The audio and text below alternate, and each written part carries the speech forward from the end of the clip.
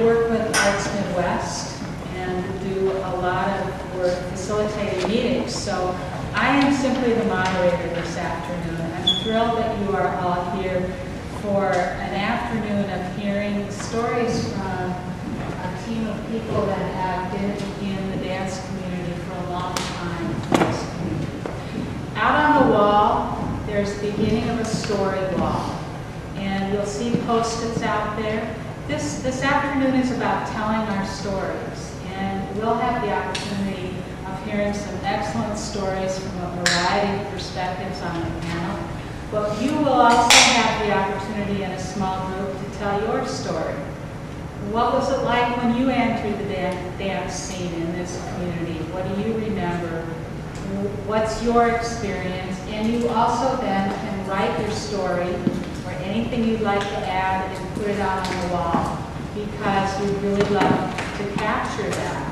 I'm going to introduce the panel in just a minute, but I'd like to turn this to Matthew to talk just a little bit about what the hope is for this afternoon and subsequent sessions. Yeah, well, I basically, I lived here in 89 and have been dancing in town more and more recently. There's these like new group of dancers coming in. I'm like, well, you don't know who the Shapiro is, or, you know, there's certain people that we just expect everyone knows and knows the history of their community. So I felt like it was necessary to kind of lift it up and get the information out there, because there's a lot of new dancers in town coming out of college. So that's where I started with my impetus for this thing, as well as discovering, even in going through these notes and stuff, there's so many names that I have never even heard of that have been through this town, historical moments that really put us on the national map, as well as international. So that was my ploy to make this happen. And what a great thing to have the community come together as well and share their stories. So. And depending on what comes out of this afternoon, hopefully there will be future sessions that you'll have the opportunity to provide some input as well into what you'd like to have those sessions be about. I am one of those people that's been in the community long enough, have enough gray hairs, that I remember some of the historic figures that made this community what it is. We have a really rich texture to our dance community. And I'm also one of those people that believes the only way to look forward is by understanding your roots and understanding what's brought you to where you are today. So that's really what this afternoon is about. It was fun, and I grabbed it somewhere here. It was fun to have this piece in the press last weekend. I hope you all caught it. I'll set it out in case there's just one soul in the room that didn't see it, that we are a surprisingly big dance town. Marvelous article, and one that again reminds us there's a rich texture here, and that question, how did we get here, is a really important one. You see 6 excellent panelists up here. We could have had 26.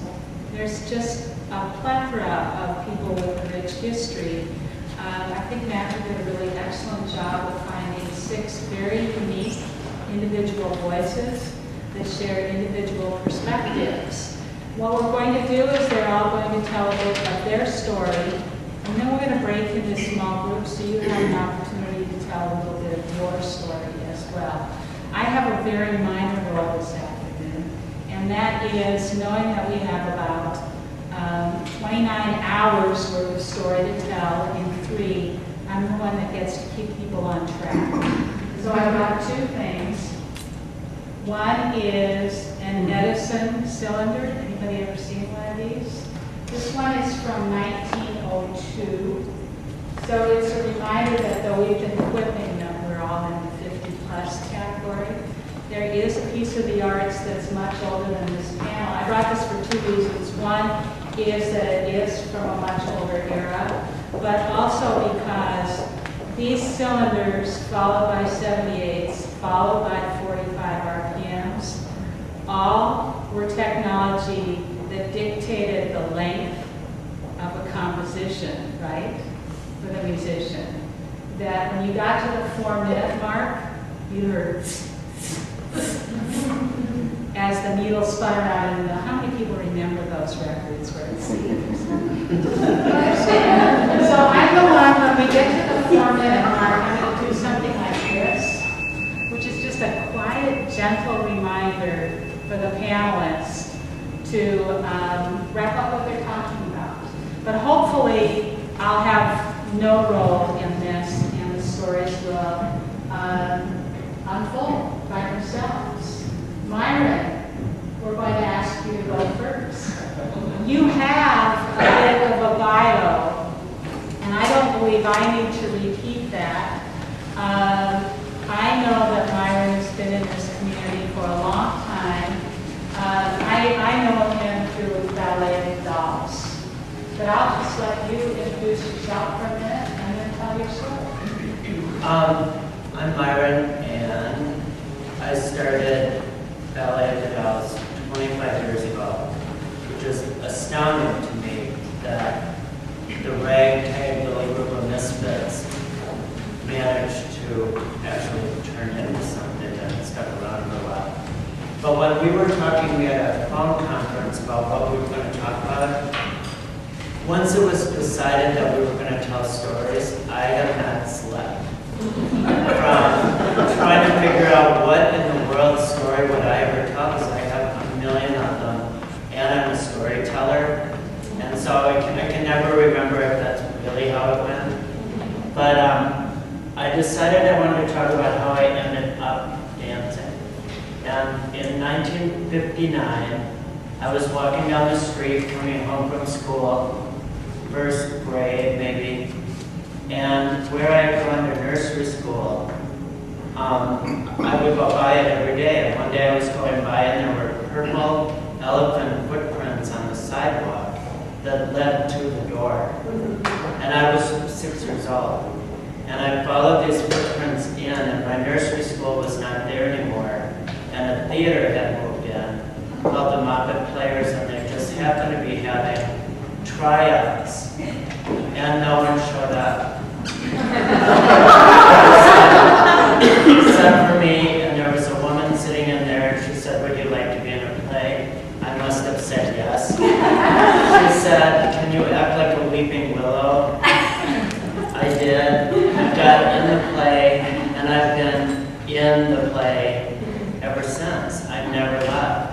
And it was on the West Bank, and my family was very, very, very dysfunctional. Alcohol abuse, physical abuse, terrible, terrible, terrible. I'll write the book when I'm done choreographing it. But it saved my life. That day saved my life. And I never left the theater, and within 6 months, the woman who had started it took a vacation and never came back. And John Donahue took over. And he suggested that I go take dance with Lois Holden. So I started taking dance with Lois Holden. Little did I know that in those days, you didn't do both. You could go take a class so that you could be a better actor, or you could take an acting class to be a better dancer, but you didn't do both. And so by the time I was 7, I was lying to John and Lois.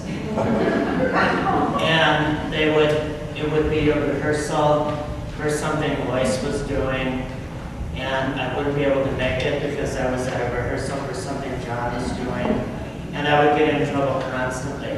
And they would always tell me I had to decide which thing I was really going to focus on, and I never did. I lied my way all the way to 18 and went off to Europe. And a quick story, when I came back to Lois after having missed a couple of rehearsals, I walked in the room and someone was doing my part. And nobody said anything, and I just sat on the side, and pretty soon a teacher named David Voss said, "Myron, come here, here's your new part." And he put me underneath the cardboard box in the middle of the floor, and I had to stay there. the whole dance. And I'll never forget that moment because I knew something was wrong. Something was not right about why I was being pulled in two different directions by two very, very beautiful, powerful people that I admire very much. So anyway, I went out to Europe, and when I came back, now I had added mime to my interests. And when I came back, there just was nothing that I really wanted to do other than my own thing where I could bring it all together. And even in 1985, there really wasn't a lot of dance theater like we know it now. At that time, there was a lot of modern dance, a lot of experimentation, but not a lot of storytelling anymore with dance. And so I started Ballet at the Dolls. And this community, I decided to do it here because this community had Lois and John and Nancy. That I really felt this was a place where someone could stay and build a company and build a career and have a life at the same time. And it wasn't that I hadn't gone anywhere else. It was that what every place else had to offer wasn't what I felt my home could offer. And it's a different feeling. When I tried to move to New York several times, I never felt the comfort that I do here, where I can really push myself to do, this is my home, I can do whatever I want to here. If people don't like it, it's okay, they know me, and they know the next thing might be better or worse, but it gave me a freedom to be here. And I learned that from Lois and John. I learned the commitment that it was going to take to be an artist, not a dancer, not an actor, but to be an artist. And to this day, I run around telling people to be artists, not dancers or actors, but be an artist if you really want to do it. I end up talking to you the whole time.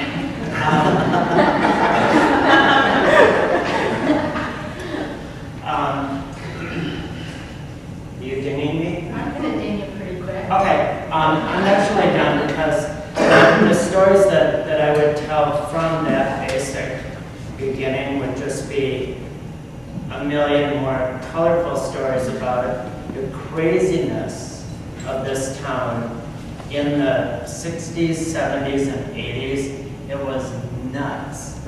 And there were artists everywhere. We were dancing in the street. And when Ballet at the Dolls started, we danced wherever we could. And not that people don't now, but it was a very different time.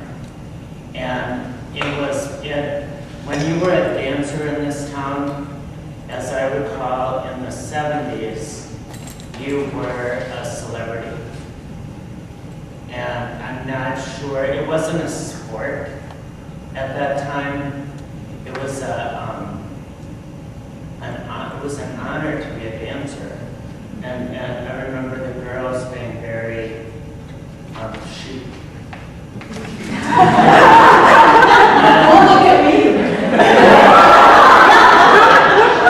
But I do, that is something that someday I would like to write about, because I do remember when dancers started wearing sweatpants. And it was shocking to me that we wanted to be sloppy and that we didn't want to be jewelry. We wore jewelry in class, you know, and heels in jazz class. Everybody had to put on heels, and it was a different time. I don't know that it was better or worse, but it was just different. And I remember being in France with the Ballet company coming in and people smoking while we were doing our exercises. Teachers smoking everywhere. but the dancer's walking over by the window and having an ashtray. So, anyways, I could go on and on and on. But I certainly did not. I think the point of my story is that having the Cowles Center open here, when I was coming here today, I was like, I hope that there are purple footprints going down the sidewalk to the door, not literally, but the kids, it's hard downtown. But I see an awful lot of kids downtown that could wander in that door and it might change their life. Because I know everyone says that. It actually did change mine. I would have been in jail or dead had I not followed those purple footprints. And I know that there are a lot of people out there that need to follow those footprints. We just need to put them down for them and not be elitist in dance. What a rich story. It's going to be hard to keep this moving this afternoon. I have a host of questions, and I hope you do. After we take a break, we're going to have open conversation about this. It's so interesting what you say about the difference of the times, and I resonate with that as well. We're going to turn to Mary Morris. I came to Minnesota in 1968. I was 27 years old. I was married, and I had a toddler, a 2-year-old, and a 5-year-old. And I did not have a job. My husband was going to be at Carlton College. And looking for something to do, I had danced all my life, but it had always been on the side, something I loved and continued to do. But I was a musician. I went to a class I discovered, in fact, that wives could take classes for free. So I went to a dance class, and the person teaching the class was Linda Osborne, who was a member of the Hauser company. She came all the way to Northfield twice a week, and she taught 2 classes each time of 55 minutes. I went to her class, and the first day, it is hard to describe what happened to me. And basically, I was walking down the floor at the time to the drum, and I thought, this is it. This is it. I have to do this. All right, so we, not exactly beginner, spent the year going to her class, hearing about this company she belonged to. Came up to the Twin Cities, which was like, for you, I guess, coming in a covered wagon. 35W hadn't been open that long. No one took it. So I came and I saw the concert at the Hauser company. I think it was in Carlton Union. It was on a stage made out of these big squares that we put all together. And I'd seen dance. I had taken classes at the Grand Studio in New York. I had been dancing, but this seemed accessible. It seemed real to me. It was real dancing. It was art dancing. And here were these people, and there was my teacher with others. And there were lights, and there were costumes. And that stuck with me. By the end of that first year, I guess I saw a couple more concerts. The idea of the summer session came up. It was going to be a summer session. 6 solid weeks class all day at the Nancy Hauser Studio. The short version is I threw my life up in the air to see where things were planned, and boy, did they land. Get the car. How can we get the car? Get the babysitter. How are you going to pay for it? Nobody in my family was keen on me being absolutely taken with this, even though I had danced before. So I came to the Twin Cities. I had to take that workshop. Nancy wasn't there. This was the summer that she went to Russia. So No, we went to Europe together for 3 months. Yes. Margaret Dietz, who was a math teacher and who had been a part of the Mary Wiegmann Company in Germany, and who had taught many dancers, many well-known dancers before landing at the University of Minnesota. She was an artistic associate with the Hauser Company. And that's the person that I took class from. What I knew about the community was this company. I knew about Doris Carlton. She had a company also. I don't think the ozone dancers yet existed at that point. Right? So it was a company town. And that was in keeping with the way dance was sort of in the world, that you picked a technique that you suited, or that you suited and it suited you, and you studied with that person, and then you aspired to join that person's company. So independent choreographers really, not so much, not here anyway, not that I knew of. And Margaret was the teacher that I went to for those 6 weeks. Heidi will probably tell you this, but I will say that it was on the West Bank, the studio and performance space for the knitting factory. This was not a Somali neighborhood at the time, for those of you who can't imagine that. And it was a hippie neighborhood, right? And yeah, it was, by now, it was 1969. I made my first piece that wasn't a piece I made with my mother for a talent show like in the 7th grade. I took compositions so that I had something to say about it. I put my musical knowledge to work. It was transformative. Transformative. I'm actually writing about it, and I didn't bring any of that because you're all night while I said, okay, let me just read you this part. But it was a complete transformation of my life. I wanted to be this. And it was also at 28, with 2 children, living in the dance hub of Northfield, Minnesota. It was never possible. You know, people thought it's silly, you know, she'll get over it. But that is not what happened. So as a community, I knew the people who came to take classes at the Hauser studio. I knew members of the company. I knew about voice, but they did ballet. I wasn't doing ballet. I was never 6 feet tall, black. I couldn't, okay. I had studied it. So that wasn't a possibility, but this seemed possible. This seemed possible. It took advantage of what I had. It seemed to have a way around what I didn't have. I only learned during that year that if you had a weak upper body, if you worked on it, it would get stronger. I thought you were stuck.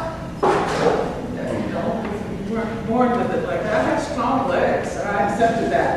Jump, leap, do all of that. But I really didn't know that you could train the other parts of the body and that they might respond. Okay, so it all seemed somehow possible. And who else did I know at that time? I should go back and say that I lived outstate. That was how included I felt in the dance community. And outstate was the formal name for anything that was not the Twin Cities. It was the Minnesota State Art Sports name. And outstate made it feel like I came from another planet.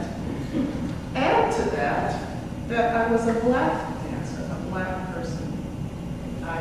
There were more black people in this room right now than I ever saw.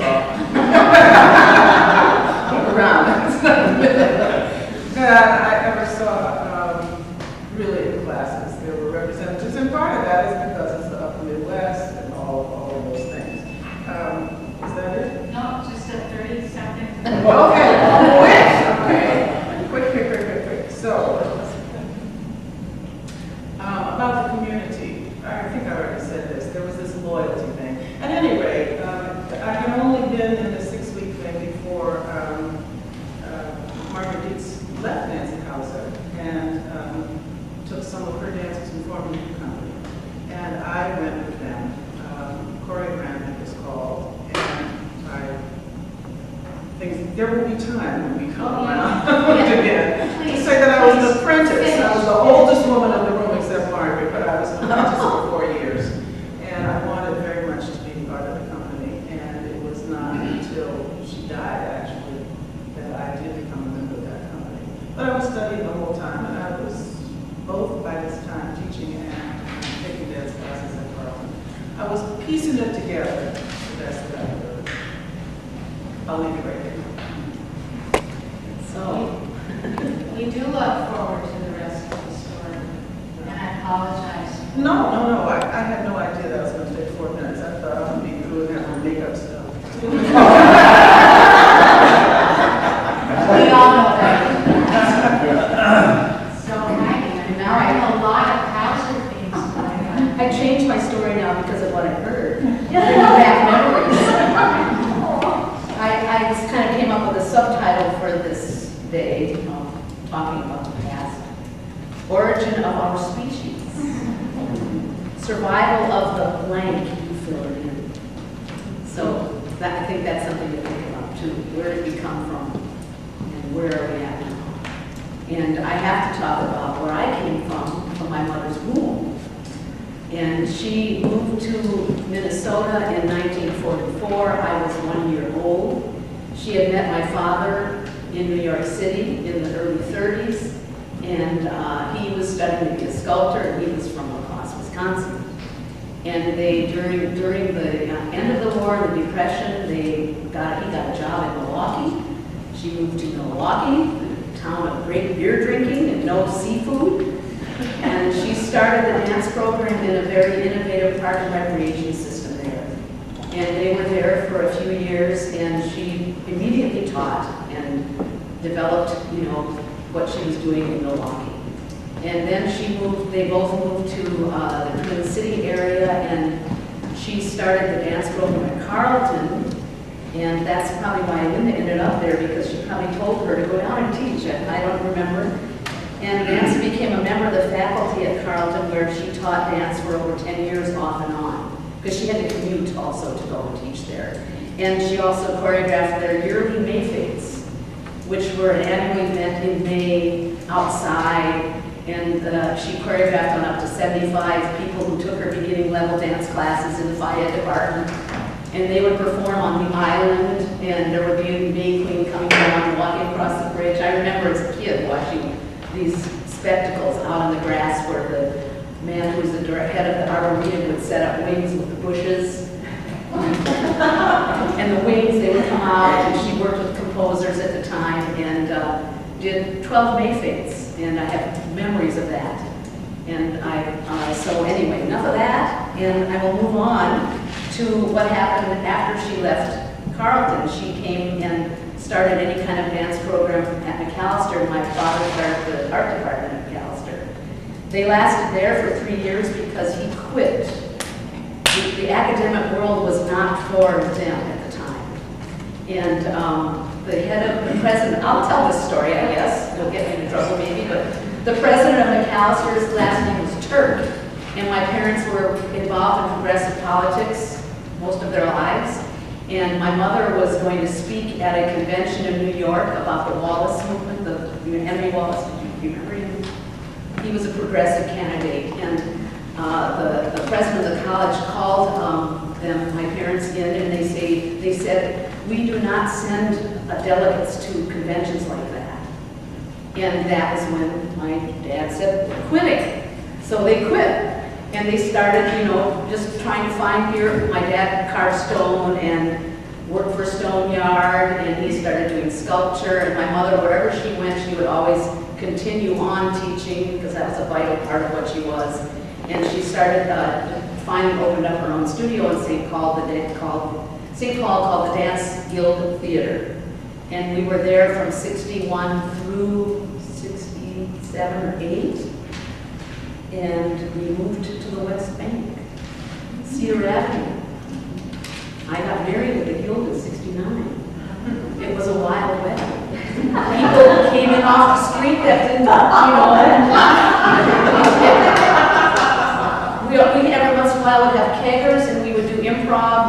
musicians, and it got noticed in the paper that I was getting married, and Margaret Morris column, and all of a sudden, in that small little guild theater where we got married, and I performed in one of Nancy's pieces. It was a lyric suite called with music by Respighi, and I danced in my own wedding, and my husband had an art show in the gallery, and my brother-in-law had a band, and he went upstairs and they set up their band, and we rocked and rolled and ran out of food, ran out of booze, all that stuff. Anyway, getting closer to my origins.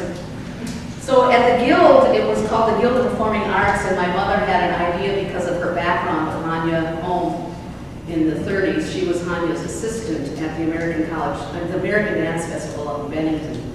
And they worked very intensively, and they worked with the idea of music and dance. In Hanya School, they taught percussion, they taught rhythmic analysis, they taught pedagogy, composition, improvisation, all of those things blended together. And that's kind of the roots of the basic philosophy in the Big Mom Home Hauser. And I'm trying to carry it on from Jasmin, that you're encouraged to develop your own individuality and understand the principles of motion. And I always remember Nancy talking about she didn't feel like she was teaching style necessarily, but a way of thinking and a kind of a broad spectrum. So we did a lot of improv, and that was just the 60s and 70s.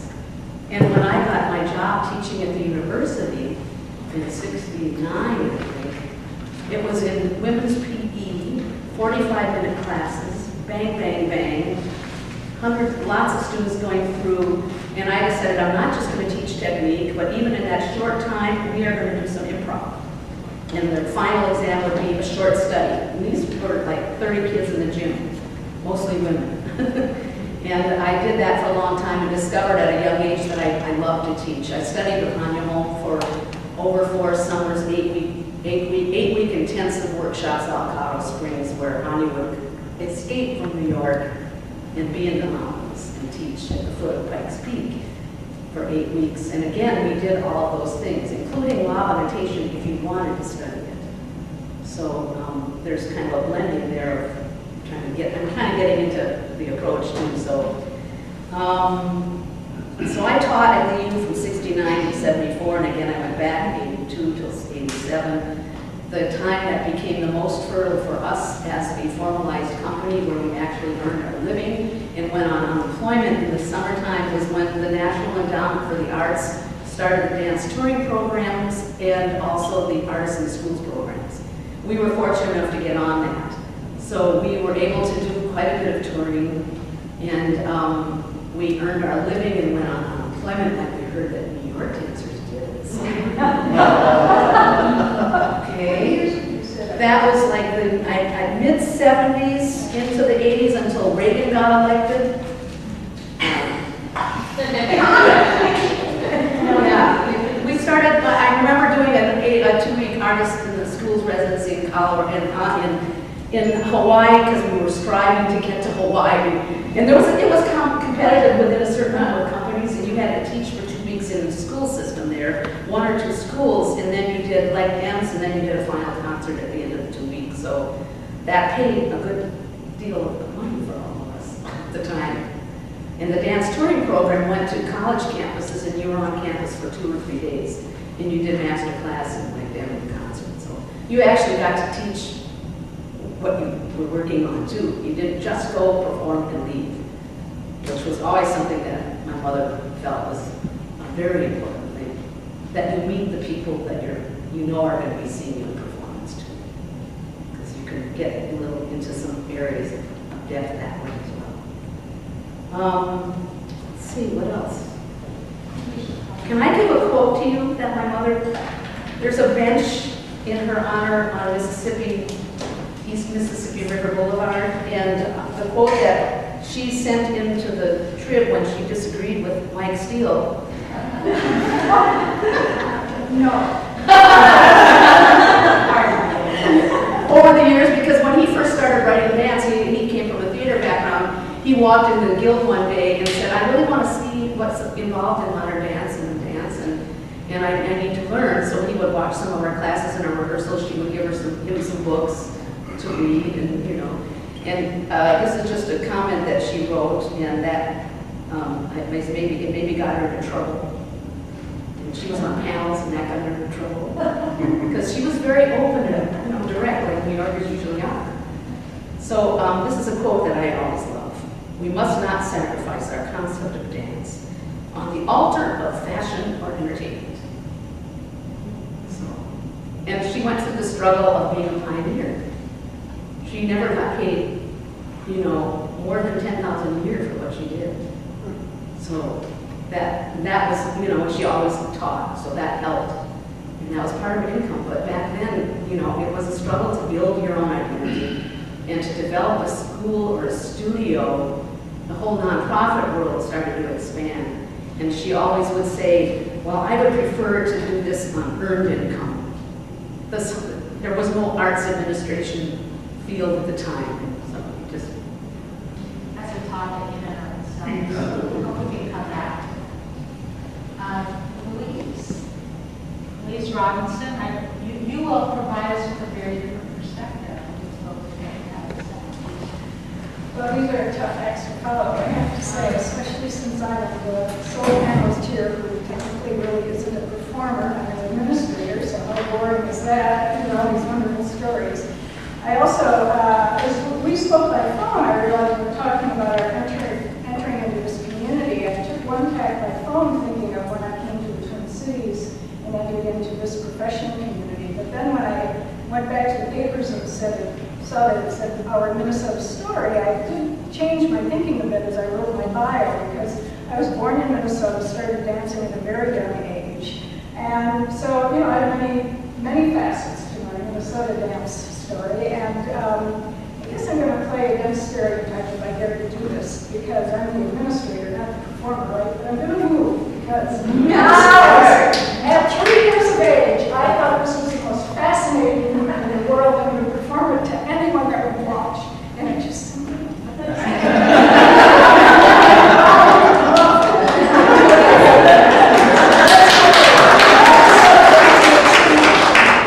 And so my mother decided, I don't think she thought I was going to be a good dancer, but she needed to channel those energies, right? So she found everything she could find in the town of Winona.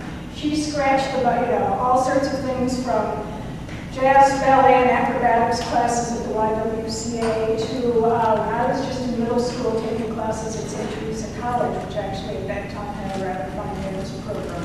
Anything she could find, she got into, much to her credit. And the love of dance did affect my choice of college, which was St. Olaf College.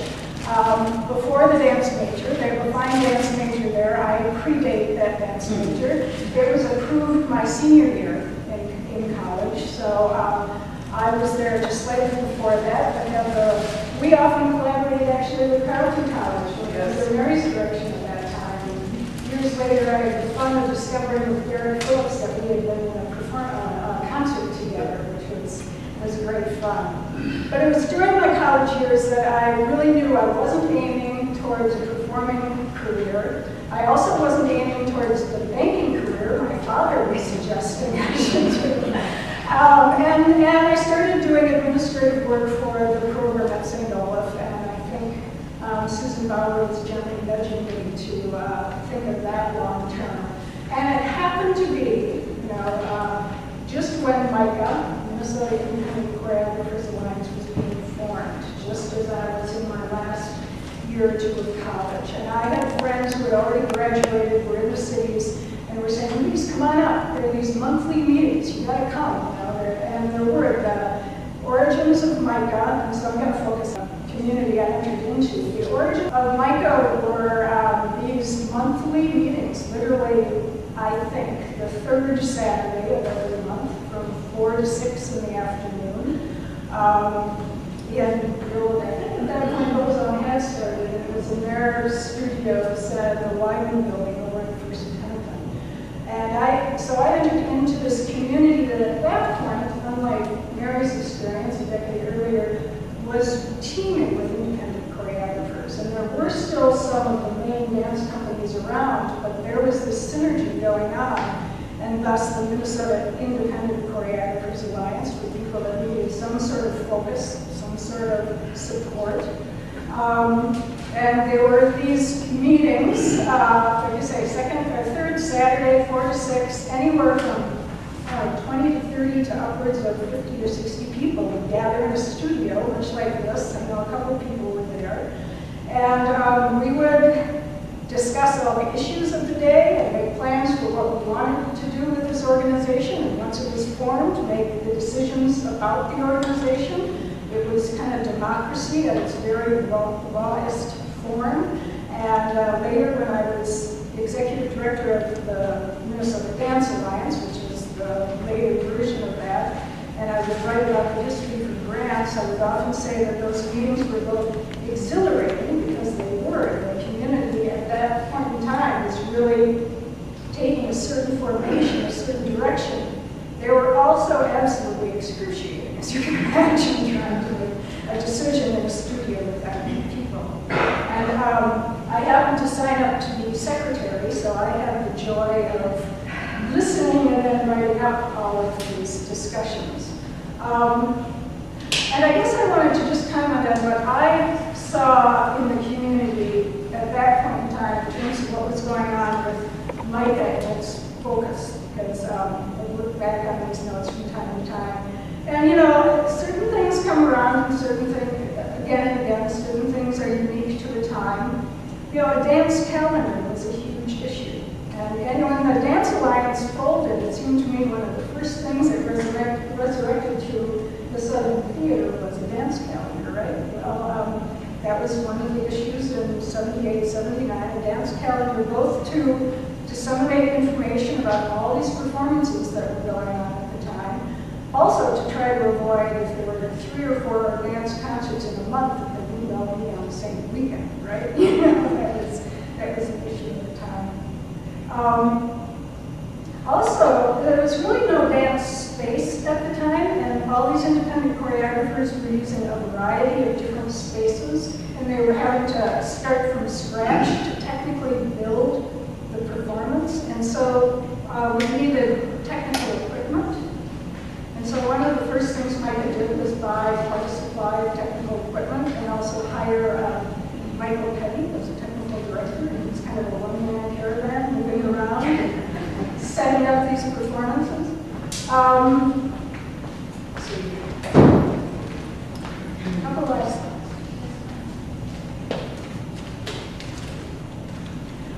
The first couple of years after Micah was formed, space, as I mentioned, has always been an issue, and there actually was an opportunity to pursue a space for dance in around 1980 in kind of near where Heart of the Beast is now located, the Lake and Bloomington area. There was a business called Antiques Minnesota that was on the first level or two, and on the third level, there was a space that people were fairly convinced could maybe become an interesting space for dance. And there was actually a study paid for, and they researched and said, you know, I think Micah could take this on and could get the funds to support it and could do this, but you need to realize that if you do, that's all the organization will be. It was so young and so small at the time, and if they took on a project of that scope, it would kind of all consume it. And so there was actually a very conscious decision not to do it at that time. For good reasons, but it continued to be an issue for the organization for many years, the idea of a space for dance, focused on dance. And then finally, for some context, right in the first couple of years that Micah was formed is when the McKnight Foundation made its big announcement of all the fellowships it was going to start disseminating throughout the community. Some of you may or may not believe it, but the McKnight Fellowships for choreographers, composers, playwrights did not always exist. It was announced, and Micah was very young, and people came to one meeting and said, we've just been told, you know, McKnight wants to do this, and they would like to use us as the conduit for disseminating those funds. And so, as a very young organization, we were thrown into trying to figure out how do we distribute these things? What kind of guidelines do we have? Who makes the decisions? You know, pretty big stuff for an organization of that size.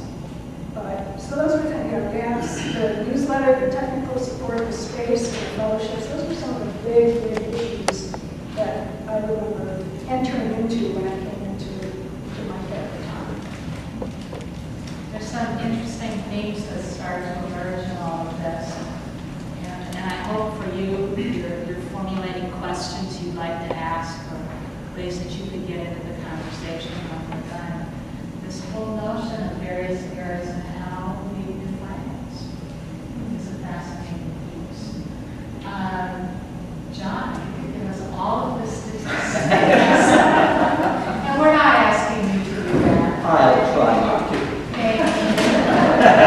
As a young boy, I did not play in the streets of Rapid City, South Dakota, like the other little boys of Rapid City, South Dakota, because when I was 4 years old, my father finished his post-World War II go back to college on the GI Bill thing and landed a job in Guatemala. So when I was 4, we moved to Guatemala, and I grew up from 4 to 14 in Guatemala, Honduras, Panama, and Colombia. So how I got here is a whole story of its own. The thing is, and I would love to tell this, I'm going to tell it again today, is that in Honduras, I was in the 1st grade, and I have this vivid memory that we took all the desks, and it was one of these things where you have a little chair that has a sort of a desk thing that wraps around the side. We moved them all aside. Somebody played music, and we opened our arms in what I now know is 2nd position, and we walked in lines across the floor. I was 6 years old. It was 1951. And the reason I like to tell that is that if, for God's sake, I could have a reasonably formal dance class as a boy, as a 1st grader, in 1951 in Puerto Cortes, Honduras, then by God, America ought to be able to fund dance education in this nation. And as you might imagine, growing up in places like that, I didn't really get much in the way of formal training of any sort, though God knows I loved what I saw in the movies.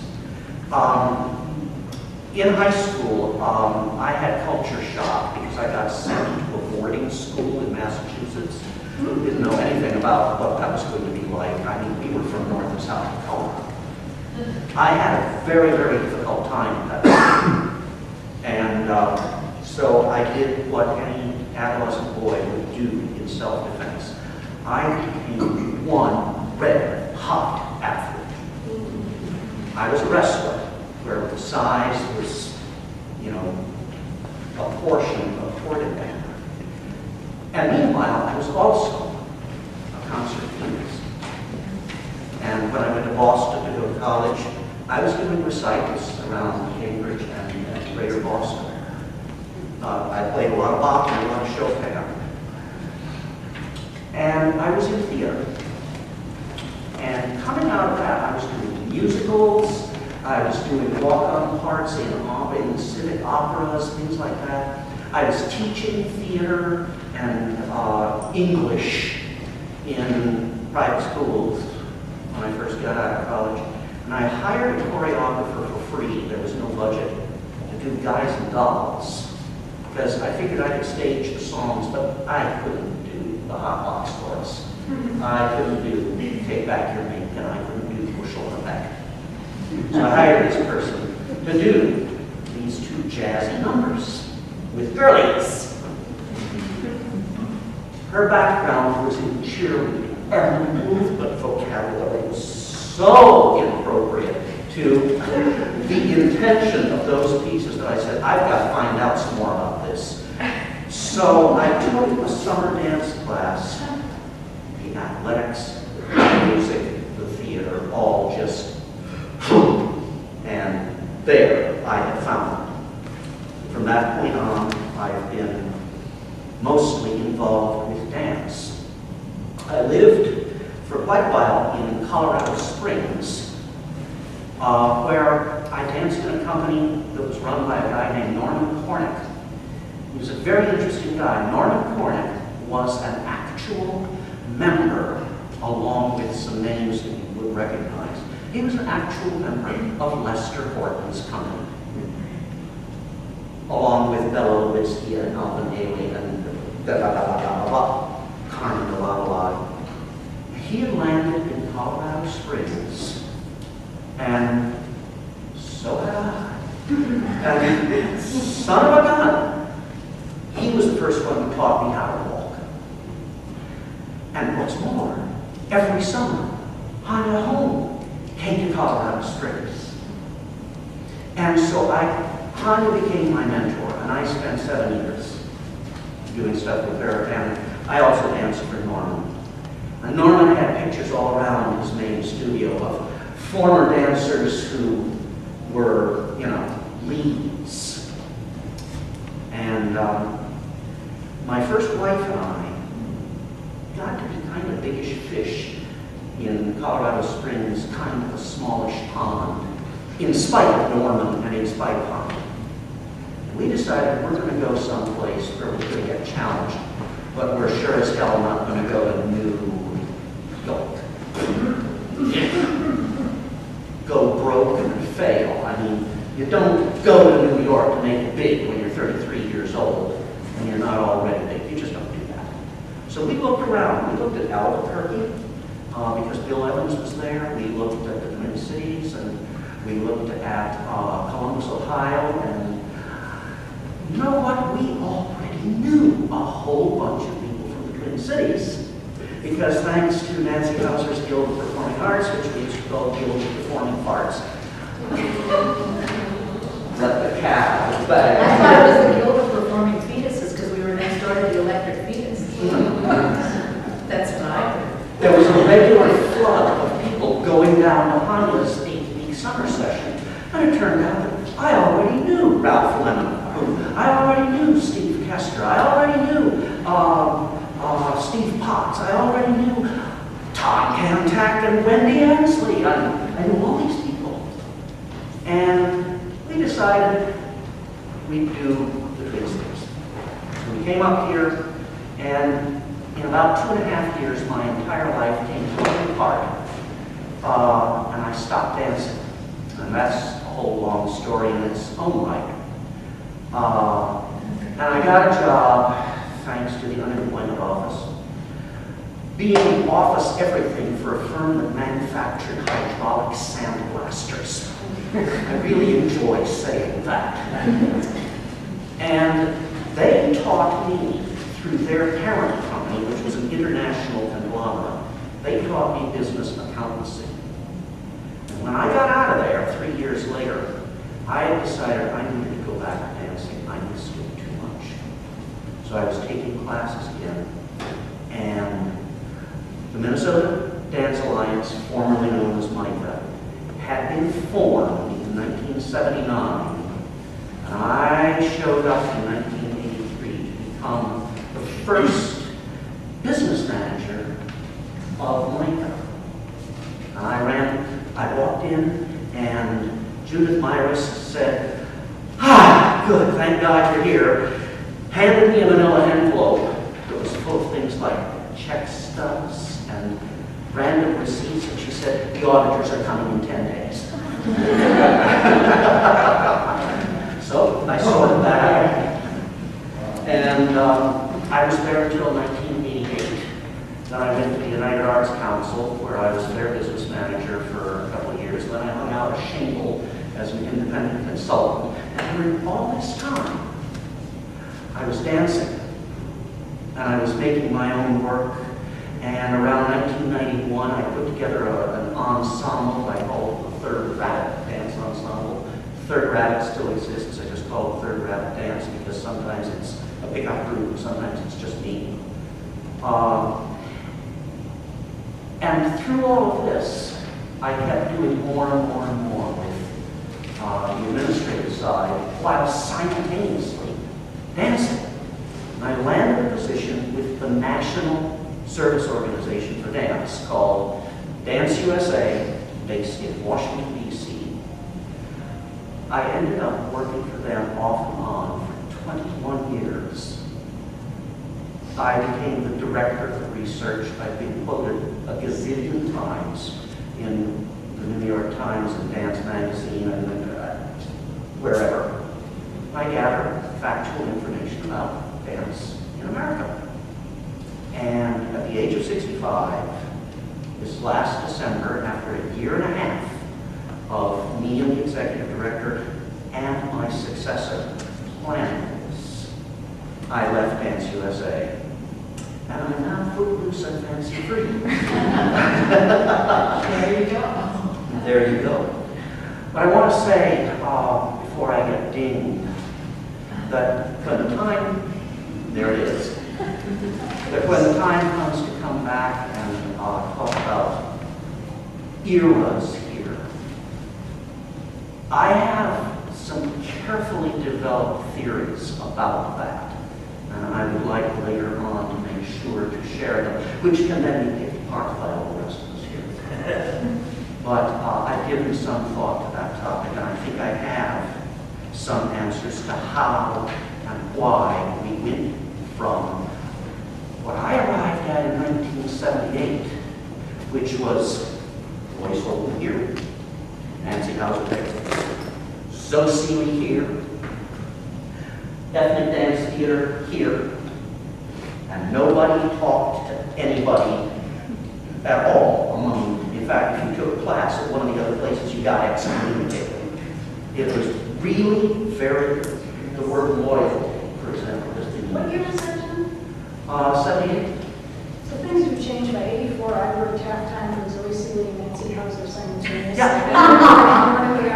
Just for some perspective. That was what I came to. And what I see now is something much more complicated. I also did this. I counted up entities that call themselves a dance company in about 1988. And I came up with about 14 or 15. There was, Nancy's and Voices, and Zoe Seeley had disbanded, but Linda was running New Dance Ensemble, and Ballet Girls had come along. Georgia Stevens had a company. There were about 14 or 15. More recently, over the last 2 or 3 years, I've been assembling this massive listing of serious dance-making entities in the Twin Cities. There are over 225. Just in the Twin Cities alone. Yes. The 7 county region. Amazing. The 7 county.